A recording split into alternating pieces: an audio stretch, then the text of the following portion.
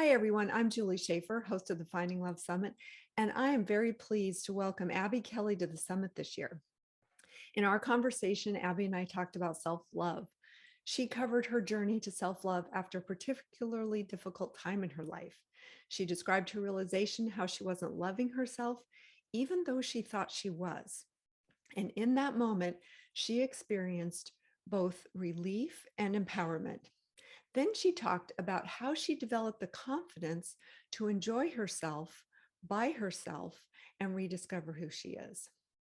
Abby Kelly's mission is to help more women heal, rebuild, and love themselves more without feeling guilty. Her signature coaching program will help you increase your self esteem, shift your mindset, and get you comfortable in asserting boundaries. Whether it's dating issues, getting over an ex, or feeling more confident in yourself, Abby can be there for you. As a survivor of cancer, she believes life is a gift and you need to celebrate yourself now.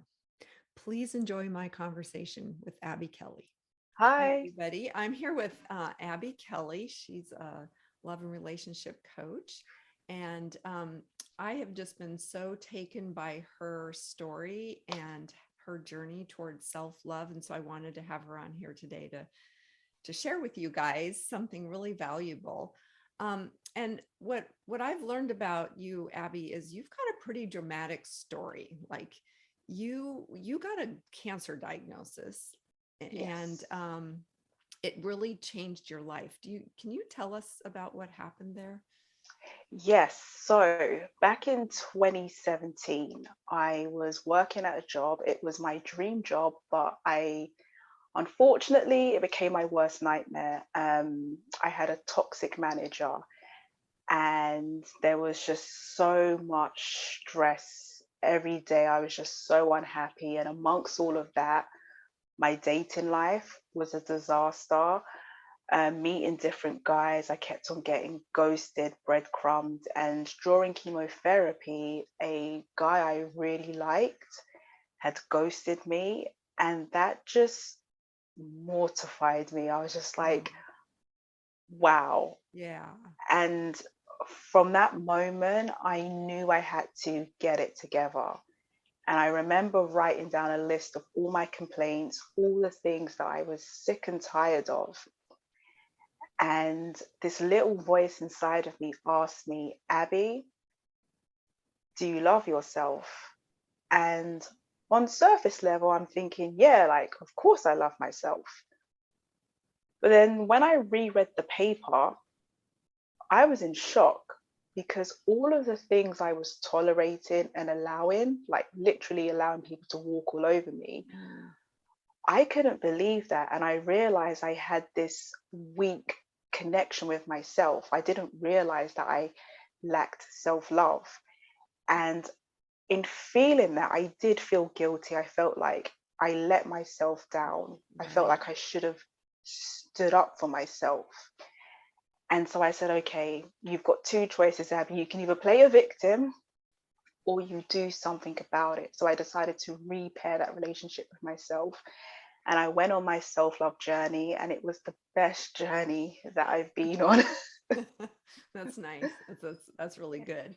Um, what was it? Was there anything about uh, any particular thing that was going on in your life at the time that sort of got you to that point? Because I can imagine having a toxic manager might do that Mhm. for somebody, or being ghosted might do that for somebody, or having a cancer diagnosis might do that for somebody. You kind of got the trifecta there. Was there Yes. any one of those in particular that sort of struck you more than the others?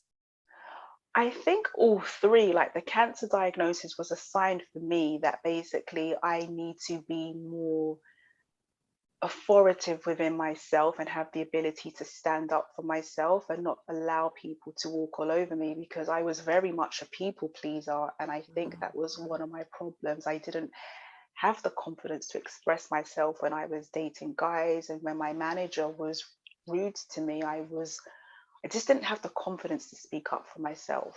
And I think if I looking back, if I just had the confidence to just stand up for myself, and it doesn't have to be in an aggressive way, I could just literally have said, I'm not okay with being spoken to like that. But instead, I put my needs last because I'm thinking, even though they've upset me, even though they've insulted me, I don't want to let them know that because then it might make them feel bad. And I'm the one hurt, I'm the one suffering. So I was like, Abby, we need to work on that because you need to put yourself first. Yeah. Yeah. Um, in those toxic relationships, it kind of feels like they don't really even know the effect they're having on you. So you end up suffering and you end up Yes. trying to take care of them more. Yeah. Yeah. Yeah. Did you find that also in your dating life? Like they, what they would ghost you or breadcrumb you. And maybe we should, maybe we should tell people what those terms mean. Um, Yes. you want to explain ghosting and breadcrumbing?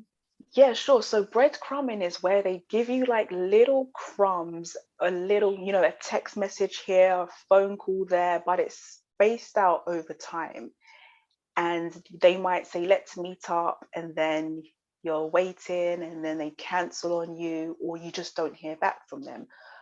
Ghosting in my situation was where they would basically disappear, could be disappearing for 3 weeks, sometimes 3 months, embarrassingly enough, Uh-huh. and then reappear like nothing happened, just ready to pick up where they left off. And Yeah. each Yeah. time when they would reappear, I would think, oh, thank God they're back. Right. Never mind that they did that to you because ghosting is so hurtful. It's It very is. hurtful. Yeah. Yeah, Yeah. And the breadcrumbing is just stringing you along, right? Like, literally. yeah, literally. Yeah. Yeah. You're trying to make something out of that, but it's not, there's nothing, there's no substance there.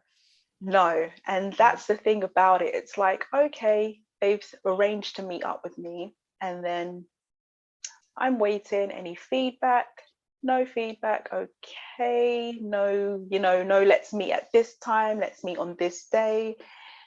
And then it's like a random, oh, sorry, I was busy or I forgot to message you. And so it's like, oh, okay, well, another time. Yeah. Yeah. Right.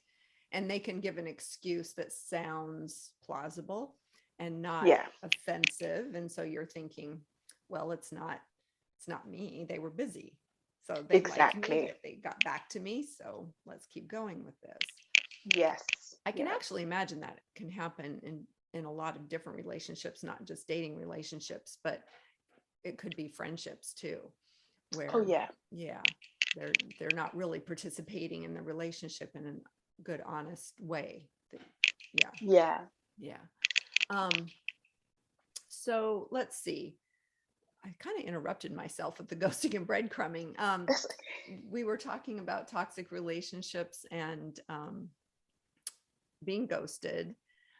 I kind of think as you were going through chemo and um, you were ghosted, probably not for the first time, but it was like, yeah. whoa, wait a minute here. And you kind of had an honest talk with yourself. You got really real. Yeah. And I can see that as being like the first step in your self love journey, Yeah. getting real with yourself. And that's not necessarily um, easy to do. What did you feel like in that moment? It was, I realized I had low self-esteem. So I didn't feel good. I realized I had self-worth. I didn't feel good. But in allowing myself to take responsibility and to call myself out on it, I felt like I was in control because I was like, okay, Abby, you can be in control of rebuilding your self esteem. You can be in control in repairing that Mhm. relationship with yourself. I realized I can be in control of rebuilding my confidence so that this never happens to me again because I did feel low and I realized that if I did sit in my pity party mode, it wouldn't do anything for me. It wasn't going to change anything. The only thing that was going to change is if I took action to make those changes. Yeah, that's so true. And as you say that, I can feel a certain sense of both relief and empowerment in that Yes. moment. and how great would that be for so many people, not, I want to say women, but men too, right? Like when we're in that people pleaser mode and we're thinking, oh, I if I don't do this, if I don't go along, if I stand up for myself, they won't like me, they won't approve of me, something bad will happen, they'll leave the relationship, I can't afford to do that. um, Yeah. for you, what was it that kept you in these relationships? Were you afraid of something?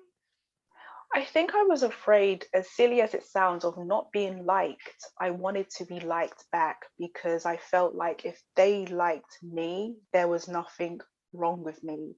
Yeah. Um, when you're constantly rejected or you're constantly being ghosted or breadcrumbed, and that was the story I was constantly telling myself. So Yeah. it kept on happening to me. And I remember, I guess it started when I was perhaps younger, 18 years old. My first heartbreak, a guy I really loved, he had broken my heart. So I didn't realize that that had actually affected my self-esteem and made me feel like I wasn't good enough. So when I was with these guys, I was just basically trying to just go along at their pace. And even though they were being really like this, just, I guess you could say, yeah, disrespectful, not really respecting me the way that I deserved, I felt like, well, at least I'm getting some attention because some attention was in a way for me to validate me. Yeah. Yeah. Yeah. Yeah. And so when you decided, okay, not doing this anymore, I'm going to take care of myself, I'm going to be in love with myself, Yeah. and you got that control back, uh did you were you ever ghosted or breadcrumbed after that? In fact, I felt really empowered because the guy that had ghosted me during chemotherapy had actually made contact. He had reappeared. Oh, But I okay. set him straight and I let him know, I wasn't really there for his behavior. I'm just not feeling it. And I said to him, it's okay if you're clearly not into me like I'm into you, but that's okay. I think we should just stop here. And it was really interesting because he had sent me a message and he said he apologized and he said he respected me for that. Things were going on with his life, but we just parted ways. And I find now that when I am dating, if I do find that I am being breadcrumbed, I don't really take it to heart now. I'm able to see the signs because I know what I want. And so, in knowing what I want, I don't waste time with men who are not serious. And when someone ghosts me, rather than allowing them to pick up where they left off, if they come back, I want to know what their excuse is, first of all. And if it's just like a pathetic excuse, like, hey, want to come over to my place or something like that, I just ignore it. Yeah.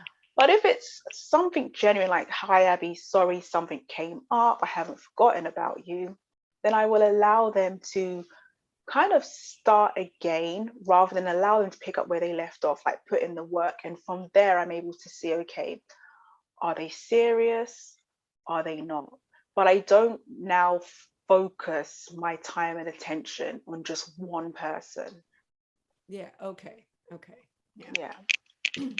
So um I think what you have to say about self-love is really important, and probably it's good for when you're dating, because you have to be able to recognize when these Yes. non-serious guys are coming at you, so that you don't get sucked into something um inadvertently. But what about people who are in longer term relationships and they haven't been exercising the self love that they probably should have to start with? But okay, so now they figured it out. Have you, do you have any thoughts on that? How to like turn that Titanic, so to speak? Yeah, that's a really good question. So for the, those of for those that are in a relationship and they're realizing, okay, they were lacking self-love, it's not too late and it's never too late to rebuild that relationships with themselves. And once they've done it, their partner it's almost like they radiate, because their partner will be more likely to notice that something's different about them. It's like, wow, she's having an opinion, she's confident, she's not really depending on me, or yeah, she's not really dependent on me to fill them up. She's able to fill herself up. And when you have self-love, you're able to love your partner as well. You're less angry at them because you understand yourself more. So let's just say your partner's had a busy day at work, and they come home, and they come home and they probably are just in a bad mood. You're able to understand that because you've got that healthy relationship with yourself. So you're okay in saying, okay, I know I've not done anything wrong. Perhaps they're just having a bad day. I'll talk to them about it, but I'm not going to blame myself. So it's almost like when you have self-love and you're in a relationship, you don't allow your partner's moods to affect yours. And if you are in a long-term relationship and it's toxic, self-love can actually help you walk away from that relationship, because you are more likely to say, okay, what am I doing here? I'm not getting the love that I deserve. You'll speak up for yourself. And if they're not able to meet your needs, you'll go, because you realize, okay, I love myself. Mm-hmm. Mm-hmm. Yeah. Mm-hmm. Yeah, because you can set limits. Setting limits in a toxic relationship is always kind of fraught, but you can Yes. do Yeah. it in a way that's good for you, because you can take care of yourself better. Yes. Yeah. Yeah. Yeah. Okay. Let's see. I can imagine that okay, so you're sitting there, you've made your list, you've realized, okay, I haven't really been loving myself. Now I need to go do this. You don't just put on a suit of confidence and walk out into the world and be good from that point on. Like, there's this process of figuring out, well, what is this? And how do I say to people, I didn't like that, or no, I don't want that. And it's scary at first. What was that part of it like for you? It was scary, and I took my time. So I used like daily affirmations. I started speaking life into myself. So just saying positive things about myself. And I'm not gonna lie, it felt really weird at first. Yes. But then it just became a positive habit, and it rebuilt my self-esteem. And from there I had the confidence to just go out by myself. I took myself to the opera. I traveled around California, went to a few countries in Europe, and I just really enjoyed my own company. I started taking myself out for dinner, going to like really nice restaurants, and I just felt good about myself. Like, I realized, like, I am enough. I am a complete person by myself. And I found that even with friends, if they wanted me to do something and I didn't feel like going, the old me would have went and then been so resentful, probably just not an argument, but my friends be like, oh, why are you so quiet? And it's like, oh, I'm just not in the mood. So Yeah. now I know myself, and it's like, if I really don't feel like going, I will just say another time, and they respect me for that Yeah. now. Yeah. Yeah. Because if they're your friends, they're going to know that you're not saying, I don't want to be friends with you. They just know that now's not a good time. Exactly. Yeah. Yeah. Yeah. But before, I was so afraid to communicate that, because it was just like, oh my gosh, if I say that, they're not going to like me. Right. But yeah. Oh, you'll disappoint them. You're letting them down, that kind of thing. Yeah. Exactly. Yeah. But if you say yes and you really mean no, you're kind of letting yourself down. That's it. Yeah. So self-love helped me put Yeah. myself first Yeah. all the time. Yeah. Yeah. So you would go out, so you like went to restaurants all by yourself. Yeah. And what would you do while you're sitting there eating? Admire the scenery, Okay. just like enjoy my own company. And sometimes, here's a tip for anyone that's a bit scared to go out by themselves: you can get yourself like a little mini notebook, and just pretend you're a writer or a food blogger so people Oh, probably won't think you're weird or something like that. But it really helped me to get out of my own head and worry about people judging me, or in my thinking to myself, are they judging me because I'm by myself? Because the truth is, when I see someone eating alone at a restaurant, I don't think anything of it. I'm just like, oh, they're eating yeah, by themselves. yeah, But when it was me, I used to think, oh my gosh, I'm being judged. And what do they think of me? They might think I'm a loser. What if someone sees me? But it's really cool because now even my friends are like, oh, why didn't you invite me? Like, you become the go-to person. It's almost like you become popular because people know that you're down to go for yourself. So it's like, that's the type of person I want to be around. yeah. It's interesting how that works. Yeah, Yeah, it really is. when I talk with people who are struggling with their relationship, and they're saying, well, I um I'm constantly trying to get my partner to engage with me. I and they're and the partner's always kind of pulling away. I'll say, well, it's kind of like this, like you have a certain amount of personal space that you like to have, but your partner and you have different amounts of personal space. So you want to be this close, but your partner wants to be this close. So you get closer and they back up. You get closer, they back up. But what happens if you back up? They're like, whoop, where'd you go? Exactly. and Yeah. it and so that's what you're describing. You like started taking care of yourself, and the people around you started approaching you because you Yes. weren't trying to engage them all the time, and you let them come to you. Yeah. Yeah. Yeah. Nice. Nice. um how what is your thoughts on having that conversation with yourself about what you should be doing? I kind of feel like at first blush, like you said, it's, oh, of course I like myself. Yeah. But how do you have any like structure or questions to ask yourself, um, things to think about, like what? Yeah. I ask myself, like, am I happy when I say yes, when I really want to say no? Like, how does that affect me? How does that make me feel?